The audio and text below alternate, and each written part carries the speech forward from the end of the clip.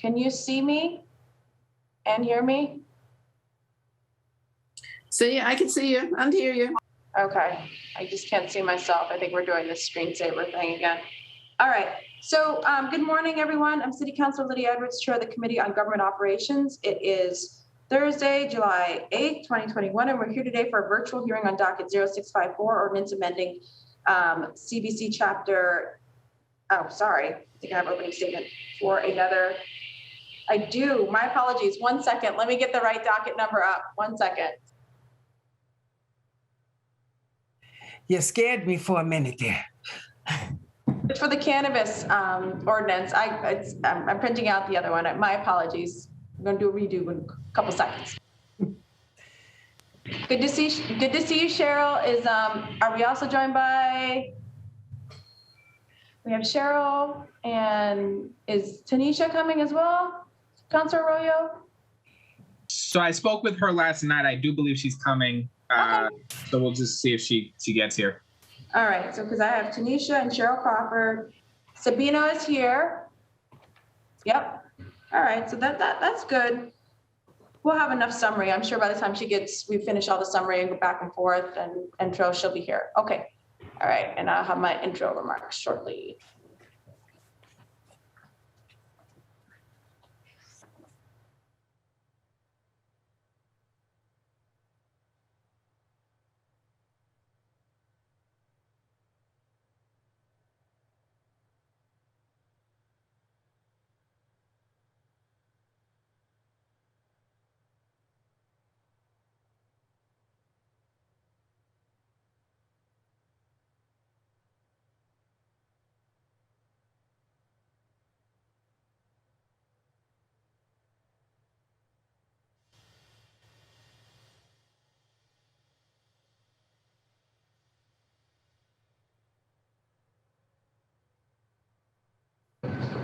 Here we go again.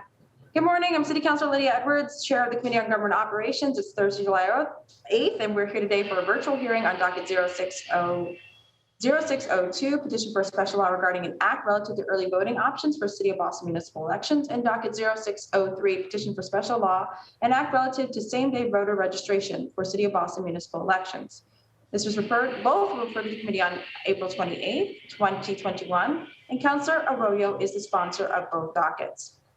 In accordance with Chapter 20 of the Act of 2021, modifying certain requirements of the open meeting law, we are relieving that relieve public bodies of certain requirements, including requirement that public hearings be accessible by the public. We are holding this hearing via Zoom, and this hearing will be recorded. This enables the City Council to carry out its business, but also balance the public safety needs of the moment. The public may watch this hearing via live stream at www.boston.gov/city-council-tv and live on Xfinity 8, RCN 82, Verizon 964. It would also be rebroadcasted at a later date. Written comments may be sent to the committee email at ccc.go@boston.gov and will be part of the record and available to all councilors. Quick summary. Docket 0602 would allow early voting options in municipal elections and would establish procedures for early voting. Docket 0603 would allow for same-day voter registration and for voting on that day of such registration, whether it is on election day or during an early voting period. Section 2 of the proposal established standards for proof of residence. Joining the committee today on behalf of the administration is Sabina Palante, Assistant Registrar of the Boston Elections Department. We also have Councilor Arroyo as the lead sponsor of both dockets. And we've also been joined by Councilor Liz Braden. We also have guest speakers who will be on a panel. Tanisha Sullivan, who will be joining us from the NAACP Boston branch. She's the president, as well as Cheryl Crawford from Mass Vote, who is the executive director.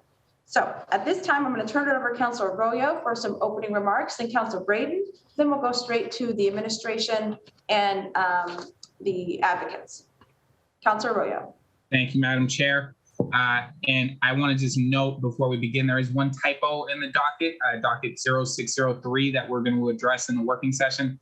As it's currently written, it isn't as clear as it should be. Same day voter registration is really election day voter registration. Okay. And so that's not for all of the early voting days that are possible. That just means that on whatever that preliminary date may be that year, whatever that general election date that year is, you can go vote and register on that day, that specific day, whatever that election day is, not the early voting days. And so to get directly into what this is about, we just celebrated July 4th. People who are from Boston or from New England or are close to a history book understand Boston and Massachusetts' specific role to play in creating our democracy. It only makes sense that as a city, or as the engine sort of Massachusetts, we are driving the discussion on voter access and voter rights and ensuring that more people can participate. And what we saw this year due to the pandemic, due to an increase in voter access, which is really what this was, it allowed folks to participate that are disabled, that may have multiple jobs, that may have different life responsibilities and things that they're juggling. And what it really did was an increased participation in our democracy, which is a really beautiful thing. What this would do, which is separate and apart from what folks may have heard is happening and there's like multiple bills going through the Senate and the House, but the one that most people tend to talk about is the mail by voting. It's what we did when we moved the date of our elections from September 21st to September 14th to allow for mail voting. We still don't have that because the House has not extended that. But even if they did extend that, it would only cover this most recent municipal election. It's not a permanent fix. And so these home rule petitions essentially are a way for the city of Boston, for the city council to say, these are the things we would like to see permanently in place in our elections. And specifically what this puts in place, and I'll go through it very quickly, is it would allow for early voting for City of Boston municipal elections. It would allow for no excuse vote by mail for City of Boston municipal elections. It would allow for the election department to tabulate absent and early voting ballot dates before the date of the election. It would allow for voters to return ballots via delivering them in person to the election department, a secure drop box, or mailing to the election department. All of those methods are things we did already in the most recent presidential election. And it would allow for same day as the preliminary or same day as the general election registration of vote. In other words, if you aren't registered to vote, but you live here and you are qualified to vote, you can show up to your precinct or your polling place on the day of the election and actually register to vote there that day. And so these are some basic things. I would love to say that we're leading on voter access or voter rights, but these are things that happen already in other places. These are just good ideas. These are things we should already be doing. And so with that, I think, and I would just want to say and thank, when I was putting this together, I worked in partnership with the NAACP, but also with the Secretary of State's office in ensuring that what we were doing, they apparently had already been having, and I'm sure Mr. Piemonte will speak to this, they had already spoken to multiple election departments throughout the state as to what is feasible, what works best, what works better. And we tapped into that knowledge as well as talking to the Boston Election Department as well. So I'm excited to have Sabino here today as well to speak to sort of some of these election things and what their impact on the city could be and what their impact on the election department is. Thank you, Madam Chair. Thank you, Councillor Arroyo. Councillor Braden. Thank you, Madam Chair, and thank you to Councillor Arroyo for bringing this issue up for discussion and try and implement. I support broadening the franchise and making sure that more people are able to vote successfully without impediment. So I look forward to the conversation today with regard to voter registration, election day voter registration, to keep it accurate, and just trying to figure out the nuts and bolts of implementing a new policy. But thank you. I look forward to the discussion. Thank you. Madam Chair, I don't think we hear you. Thank you. Just to be very brief, I'm excited about the conversation. I do know that ultimately both of these are helpful. And I actually think where a lot of the country is moving towards restricting access to voting, I think it's wonderful that we're moving in the opposite direction and actually expanding people's options to be able to vote and be informed. I think that I'm looking forward to the practical implications at the city level and learning from Sabino how he sees this playing out. And then we will turn it over to Cheryl. And I think, again, whenever Tanisha joins us, she will be free to have some comments on both dockets. So for now, I'm going to turn it over to Sabino Piemonte.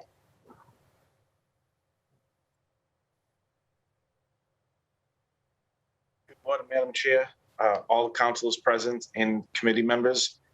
Thank you for holding this session today. My name is Sabino Piemonte. I'm the head assistant registrar of voters. This department provides fair and equitable elections in a safe manner. At this moment, the preliminary municipal election is scheduled for September 14th with a deadline to register to vote of August 25th. The municipal election is scheduled for November 2nd.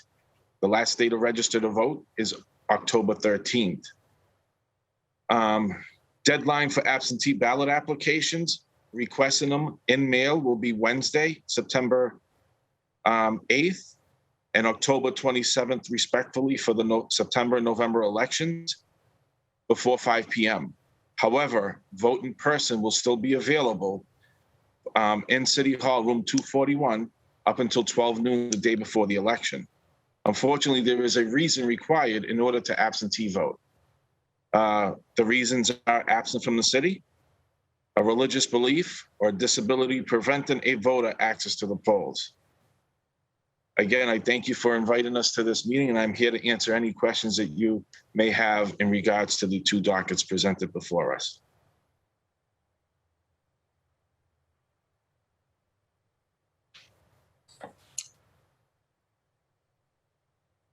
Did it again. And now we're going to go to Cheryl for any comments and kind of background on both dockets. I'm going to turn it over to you now.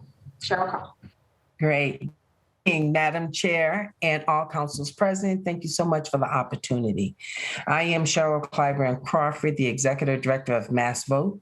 Mass Vote is a nonpartisan, nonprofit issue advocacy organization dedicated to voting rights, voter education.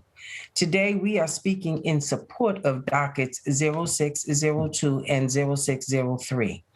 As you know, Docket 0602 would implement expanded early voting options like vote by mail and early in-person voting for all Boston municipal elections. Docket 063, meanwhile, would implement same-day voter registration for all Boston municipal elections. Mail-in voting, early in-person voting, and same-day voter registration are all proven reforms critical to making our democracy more accessible and inclusive. On mail-in and early voting, we have the examples of last year's state elections to base this case on. In both the 2020 September primary and November general election, a majority of voters cast their ballots early, either by mail or early in person. Additionally, both the primary and state election witnessed the highest turnout in decades. Last year, voters made it clear that they do not only approve of, but deeply value mail-in and early voting. They expect to have it moving forward, and Boston should meet that expectation by implementing it in all municipal elections. On same-day registration, we may not have, examples in Massachusetts to draw from, but we do have more than 20 cases that we can draw from nationwide. 20 states in the District of Columbia currently practice same-day registration, and the policy has proven highly effective. It has led to more streamlined elections as the need for costly, burdensome provisional ballots is virtually eliminated when a voter can correct their information on election day. It will also prove fairly easy to administer, as the city already possesses the necessary technology to do so, such as e-poll books. But the greatest benefit of same-day voter registration has nothing to do with administration or paperwork. It has to do with voter turnout. According to the National Conference of State Legislators, same-day registration is proven to increase voter turnout by as much as 7% across all demographics. Yet recent research by the national advocacy organization DEMOS goes even further, stating that Black and Latinx voter turnout is shown to increase by as much as 17% with same-day registration in place. In a city that is 25% Black and 20% Latinx, the value of this reform cannot be understated. The fact that Black and Latinx voters typically turn out at the lowest rates in Boston and across Massachusetts further signifies the importance of this reform. Given these results, both in Massachusetts and across the country, It is essential that the council approve dockets 0602 and 0603. Such reforms will have an immediate, dramatic, and most importantly, positive impact on the city's municipal elections. In approving these measures, the council may not only show that they seek to codify the reforms of last year, but go even further. Sending this message is incredibly important as state after state continues to make voting less accessible and the Supreme Court continues to support such efforts. Now is the time for Boston to stand up for the voting rights. By passing expanded early voting options and same-day voter registration, the city can do just that. Thank you so much, and I appreciate the opportunity. Thank you. I was hoping to go through some questions that I have. Councilor Royo, I didn't know if you had questions or thoughts and you wanted to drive the conversation, or if we could just open up for questions. I think just opening it up for questions is fine. Okay, because again, whenever Tanisha gets in here, as I stated before, she'll have the floor. Okay? Yep, that's fine. So if I understand correctly, this is more for Sabino and for Cheryl, and of course for the lead sponsor. Our experience, just for my education, we are experienced as a city in early voting in mail-in ballots by virtue of us having to do it for state elections, right? We've done that before, or in national. Yes. Correct. Okay, so just, and the reason why we need this home rule petition is because the State House gave themselves early voting, and they also gave the national elections early voting, but technically municipalities, cities, towns do not have early voting on the books, correct? I believe that's correct for municipal elections, yes. Right. So what this is attempting to do is this a home rule just for Boston then, and just giving Boston that, or would you want this home rule to go for all municipalities or a general law? Councilor Royo. So this one is just for Boston because we just have the ability to speak on our elections.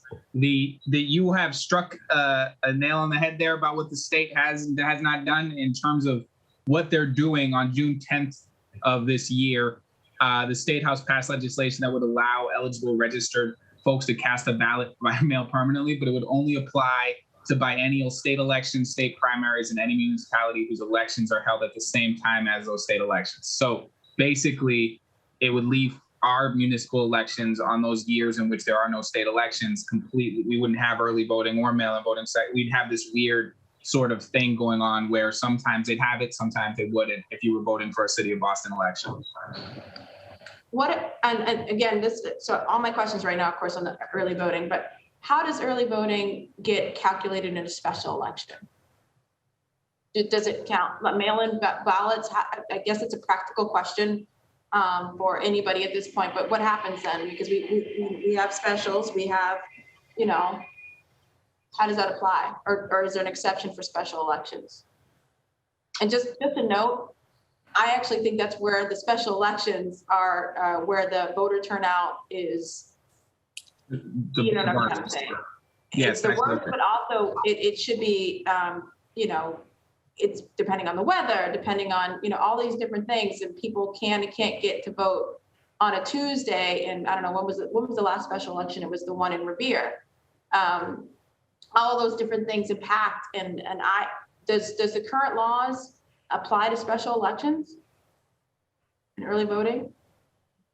Yeah, so this HRP would apply to the special elections. I'm not sure if what your question is whether or not if there's so the state does special elections quite often. And so I'm not sure if what you're saying is, does this apply to state special elections as well in terms of what they've already done or what we're doing? But this would apply to municipal special elections, which folks who are trying to figure out when that gets triggered, an at-large counselor is replaced by whoever is next in the order. But if a district counselor leaves during a specific time frame or resigns or retires or whatever happens, and they leave office at a specific time frame, there is a triggered special election for the district council seats. And there can be currently a triggered election for the mayor's seat. And so this special election sort of formula, this whatever that is, this would apply to that as well. This would allow for same-day voter registration in the special. There's no delineation where we separate special elections as a non-City of Boston election. This would be for all City of Boston elections. If you're going to go vote for a City of Boston municipally elected, so that's your city council, your mayor, if you're going to go vote for that, this applies, whether it's a special or a general or preliminary. The early voting too, then? All of it. All of it. Okay. And so that was my question also, is generally right now, because the State House, again, did early voting and mail-in for themselves and for national. This is, I guess, to Sabino. If there's a special election at the State House level, does early voting apply? I believe the way the law is written, it does not apply. But because of these special acts that were placed in 2020 with COVID, any special elections that did take place had the ability to do vote by mail and early vote by in person early, which expired on June 30th. Okay. All right. And then just wanted to make sure I had all my questions. So again, I'm still just on the early voting. Just to summarize, this basically brings the City of Boston in line with what the State House and federal elections already have. It allows for and has been proven to work, and the City of Boston has already implemented and used this, early voting, mail-in ballots already in these other elections, including our presidential and our recent State House elections as well, right? That is correct. So this would make it for Boston, just so folks understand that 02 or 0602 early voting. Moving on to same day voting, and Councilor Arroyo, you mentioned what's the difference between the same day and election day, and why do you feel you need to address that? Or why this is important, and Sabino might be helpful in sort of explaining what the complications would be if we did it one way and if we did it another, because obviously this is a working body, and if the council wants to change sort of that, keep that language so it's that way, then that's obviously their prerogative. But this is why I think it's better termed election day voting, because election day registration. What this comes down to is the tabulation and the way in which we count votes and how we protect voting. So if you do same day voter registration, that term has multiple meanings. The meaning and the way that we intend it to be is probably better explained as election day registration, which means on the preliminary date, you can register to vote. And on the actual election day, the general election day, you can register to vote, not the early voting days. The reason for that, as it was explained to me in conversation with the election department and with the Secretary of State, is that early voting registration, essentially when you go to vote early and they're trying to tabulate those, there's a process where they're getting thousands of sort of early vote ballots. And the way that which they tabulate that, they can't just tabulate somebody who same day registers, say, on an early voting date. I'm going to use this year, for instance. September 14th is the preliminary. If we have early voting the week before that, they would have to verify on election day that you actually still live in the City of Boston. So that would have to happen.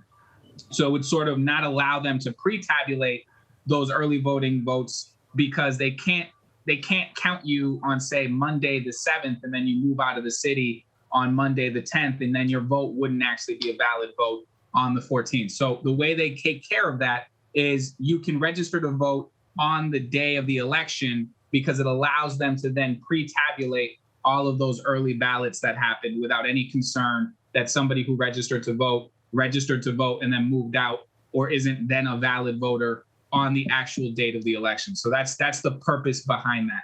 But what we have seen is that same day voter registration has a really deep impact.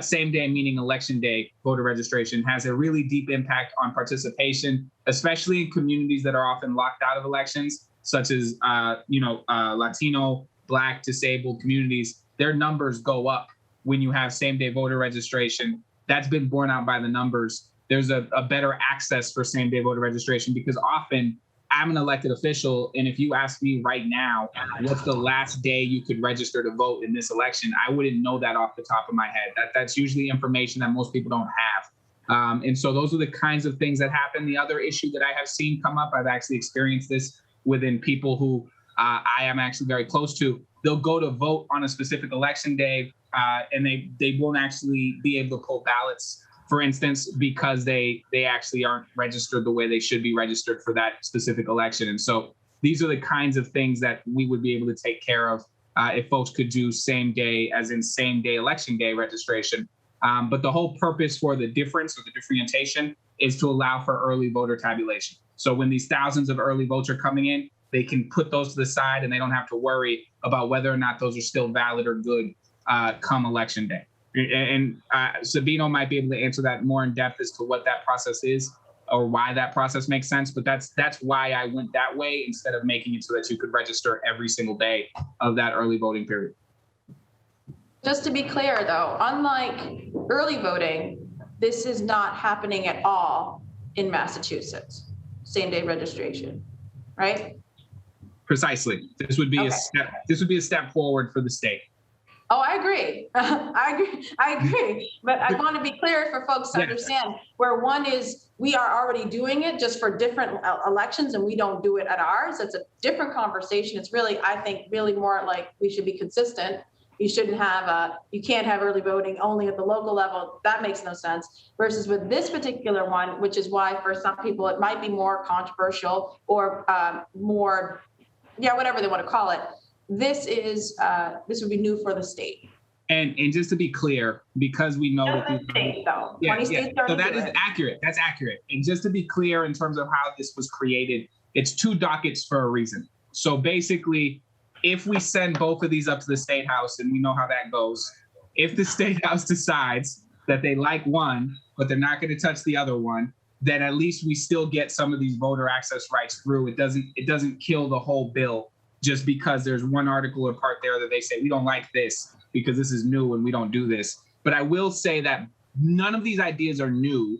Right. And that idea specifically has been brought, I think it was state senators have put in 2 different. Feingold. Yeah, I think it's Feingold and Crean, I think both put that in there. The difference is, and I don't know whose it is, so apologies to our state senator for this, but one of them is like this. One of them says election day registration. The other one says every day of early voting registration. So that, but the idea is in the House already. I understand Senator Feingold's version is actually filed on behalf of Secretary Galvin. So that's the one that says election day registration. Okay. So for folks who are watching, while Boston is leading the way on this, there are state senators doing this statewide. I haven't read it as closely as I would have liked to, but did the State House again reserve it only for their elections, or is it, did they give, do you know, in the versions pending, does it include municipal elections as well? It's a good question. I actually don't know. I believe it's for both, but I'm actually going to have to text my staff and make sure I know for sure whether or not the Senator Feingold one is allowing for municipal elections. Mr. Primanti, do you know? I know you were consulted on these. No, I don't know. But our work in session, I believe, was for all elections, for the early voting piece and for the same day, election day. Okay.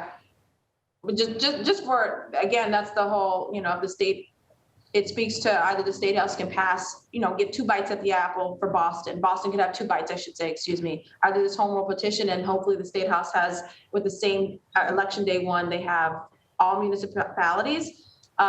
Or then again, it speaks to why we absolutely need this home rule petition, because the State House again reserved it just for their elections and national, and then we need city and municipalities to come through. So, okay, so those are so let's just, let's answer questions that I know are coming or in people's minds. So talk to me, I think Cheryl maybe will speak to this, about incidences of voter fraud, and talk to me about concerns that people may have about same-day registration and voter fraud. I think it's a, what are the likelihood of this? I understand it's a very low incidence, but please, if you could speak to that so we can have that conversation. That is correct. There is very low incidence of voter fraud. I mean, tiny. And we took a team of town clerks to New Hampshire one year to witness what happens during same-day registration, to see how flawless and easy and simple the process in and is of itself. You know, you have to sign this, what do you call it, warranty? Both an affidavit, I think. Exactly, an affidavit. That's the correct word. That, you know, and then there's penalties that follow, but they don't have any cases of this. And so the whole fraud thing is just more of what people believe. You know, I always say we can hardly get people to vote one time, never mind to vote twice, you know, that kind of thing. If we could just get our numbers up and get people to vote once, we'd be happy. So we can't see that that's a real issue, but that seems to be, that always comes up, but it's not a valid concern. And I think Sabino might be a good person to speak to just fraud in general as somebody who's overseen the election department for a long time. We get some complaints in regards to fraud, and we investigate any complaints that come to the office as soon as we receive the complaint. But it's very, very rare that we get those types of complaints. So just to be clear, for same-day registration, you would need to produce an ID, right? On the day of. If I were to come in to vote, I would need to produce a driver's license. I'm trying to show that there's a check. There's a check in for the registration. The driver's license, a bill, or some sort of proof that you do reside is required. Yes. So same rules as if you were going to register right now. And this is actually what you would have to do. You would have to complete a registration application, which is the voter registration application. Then you'd have to provide proof of residency by multiple ways, which is one, you sign an oath, but two, you also have to provide a proof of residency, which could be a photo ID, could be a utility bill, could be a bank statement, government check, lease, mortgage, etc. There's a more of a list there, but you're signing an oath, you're filling out an application, and you're showing some proof of residency in documented form. Same way that you would do it if you were going to go register right now at the RMV or at City Hall. So there's no like shortcut. You don't just get to show up and say, I want to vote today. And they say, great, here you go. You still have to still fill out all of the things you would not naturally have to fill out to prove proof of residency. Right. And just so folks understand, that means that, yes, you could have moved in recently before the election, but you would still be a Boston resident and you would be allowed to vote. So I just want people to understand we're not trying to have a bunch of folks come from other places, but yeah, I've had people move in, quote unquote, too late to vote in an election, but they live in that impacts their lives. Yes, and this would eliminate that. That I have seen a lot of. I didn't register on time. I can't vote. That would eliminate this. This would also sort of eliminate that confusion that I've seen sometimes when somebody moves in the city of Boston to another place in the city of Boston, and then on election day they don't know what they're supposed to do because they've lived at a new address for 2-3 months, but they're registered to vote in the city, but they're registered to vote at a polling precinct that might be, say, in Alston, Brighton, but now they live in Hyde Park. And they have no idea what they're supposed to do. Now they can just go and make those changes right there on election day with no concern.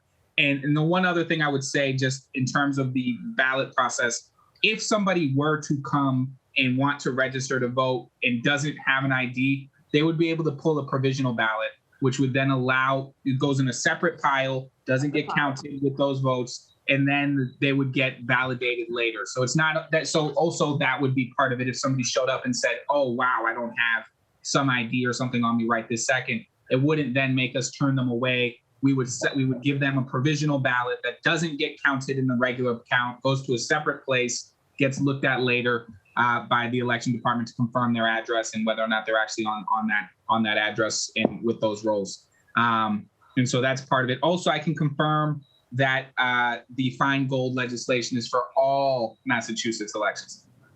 That's really great. So, I mean, I think I would assume we're going to hopefully be pushing a resolution in support of that, as well as this home rule petition, because I think this is it's a matter of consistency, and I do think that it's. I've actually had even people in East Boston be in one precinct. I had to tell them, you can't vote at the high school. You have to go back over to such and such. and we were trying to figure out where they had to vote when it shouldn't have been that difficult. They know what their address is, and they should be able to put in their address. I live in East Boston, and I just, between precincts shouldn't be the reason why you don't vote or why you're not registered here versus there.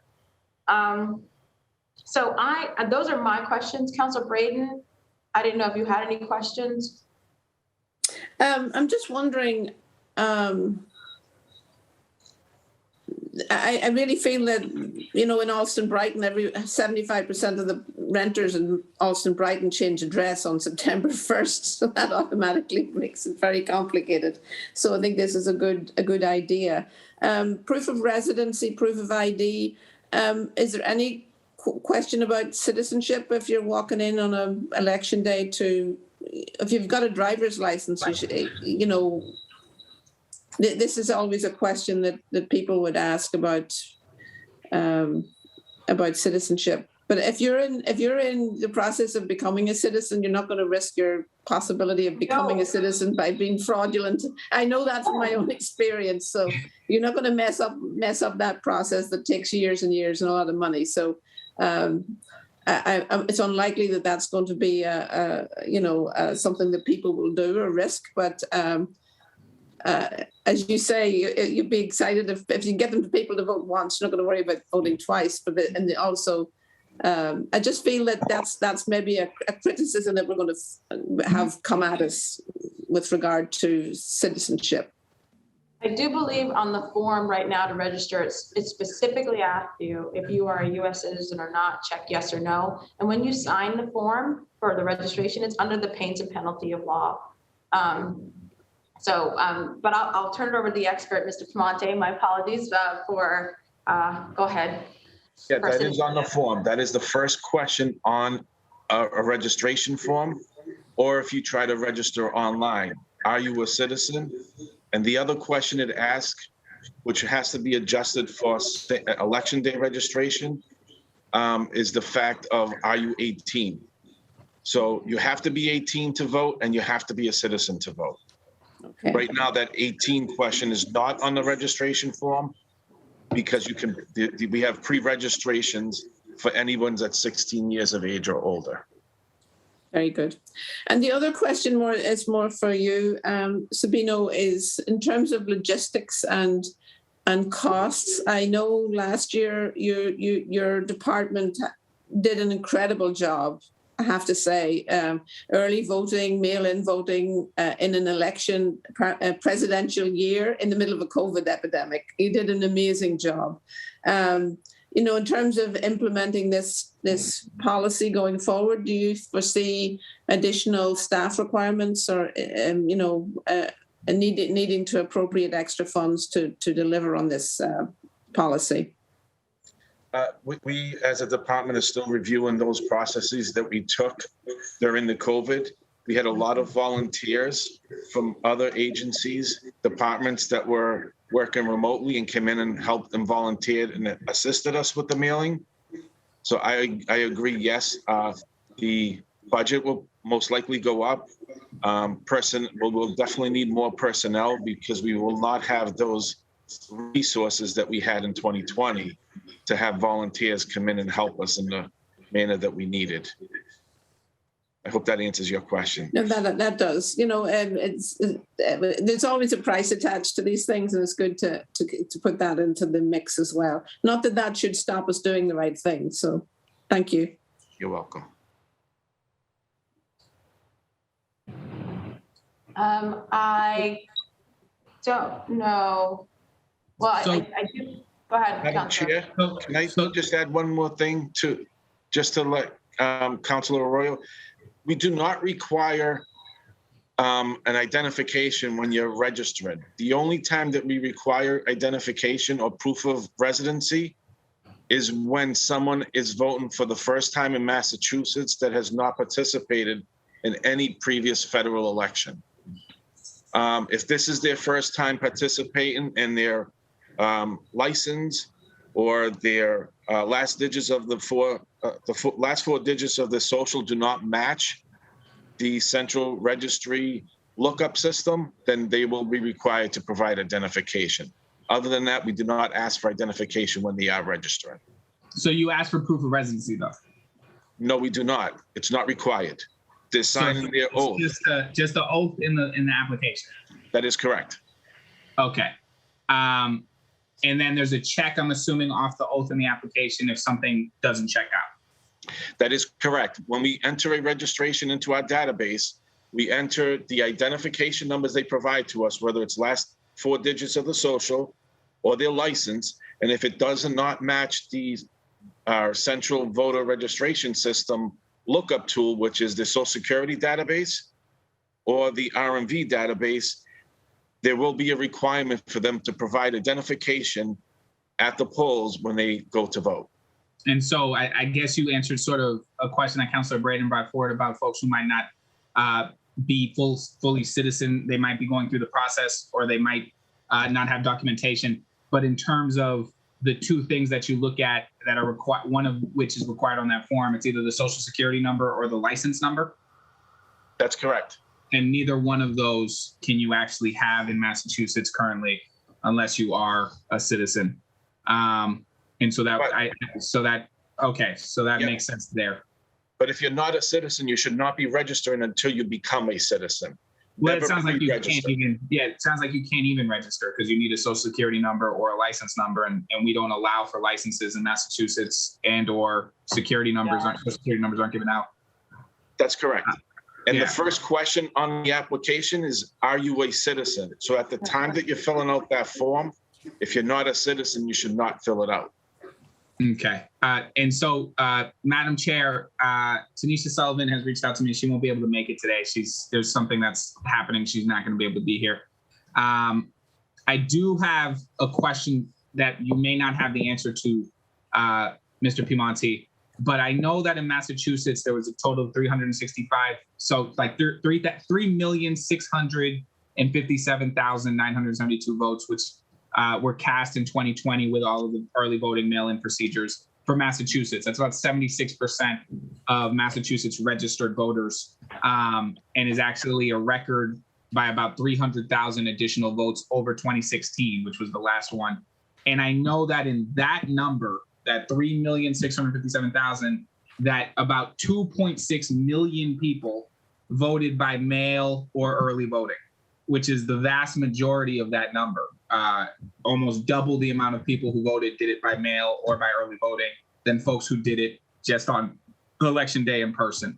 Do you know what that was in Boston? Do you have some idea as to what the percentage was in Boston of voters who opted for early voting or mail-in voting as opposed to same-day voting?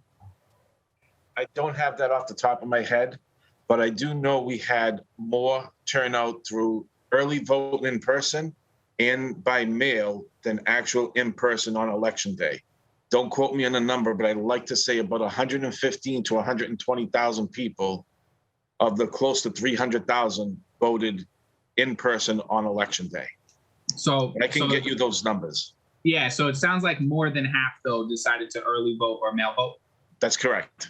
And then in terms of, this is the sort of the cascading effect of voter access. Did that lead to less lines and faster voting for folks who did decide to go vote in person on the day of? I know we're going to be dealing with re-precincting and all these different things where we're talking about the size of these precincts and how many people are there. Did you get less reports of sort of elongated lines or easier access to actual in-person voting because so many people voted early and weren't in those lines on election day? Yes, definitely less lines at a lot of these precincts.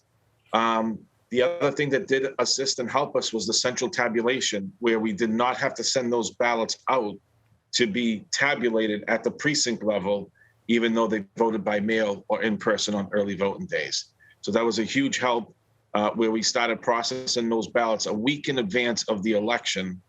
And they were stored securely in our vault under lock and key. And that was an extremely helpful exercise that we took place in. We counted almost 60,000 ballots that way. And so just so I understand what you're saying, basically, I want to make sure I'm clear. You were able to count those ballots before election day, which meant on election day, your staff was less overburdened because you got those ballots counted prior to the influx of election day votes? Is that like it basically was spread out instead of all at once? That is correct. In the past, we did not have the ability to do central tabulation with early voting in play. And we'd have to send all those ballots out to the precinct level to be tabulated in conjunction with any voters that were waiting in line on election day. Okay, so that sounds like you spread your work out in a more Yes. efficient manner when you have early voting. Yes. Okay, that's all helpful for me. I don't know, other than I don't know if you're allowed to, Mr. Piemonte, speak in favor of or in support of sort of these measures, but generally speaking, what happened in 2020 was that in terms of allowing you to do early voter tabulation, allowing for sort of early voter access, in terms of how that impacted the election department, would you say that those changes made life for you? Obviously, there was more work because there was major elections in the pandemic, but would you say that spreading it out and doing it in that way made life at the election department easier for the city workers who work there, as opposed to if we had just had all of those votes come in on the day of and we only counted votes on the preliminary date, or in that case, in the national election, the primary date and the final? Yeah, I believe, and this is a belief of mine and the commissioner, I believe, but she can speak on her own when she has time. By spreading it out the way we did have an impact on more work for us, but it alleviated a lot of stress on election day.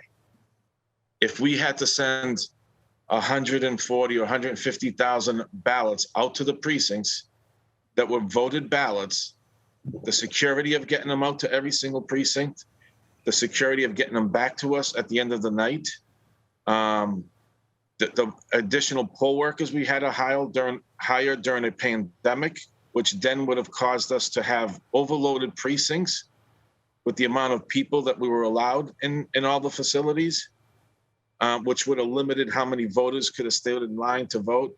So yes, it was a very tactical operation that we used, and it was very beneficial for the department, and the city, and all the voters that had to participate in person.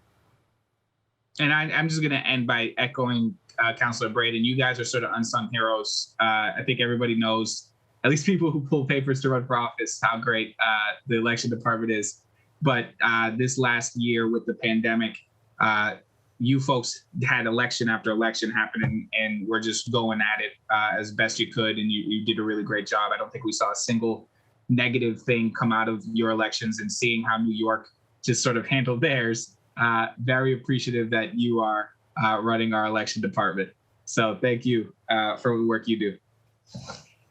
Councilor Braden, and then we'll very likely close out. Councilor Braden.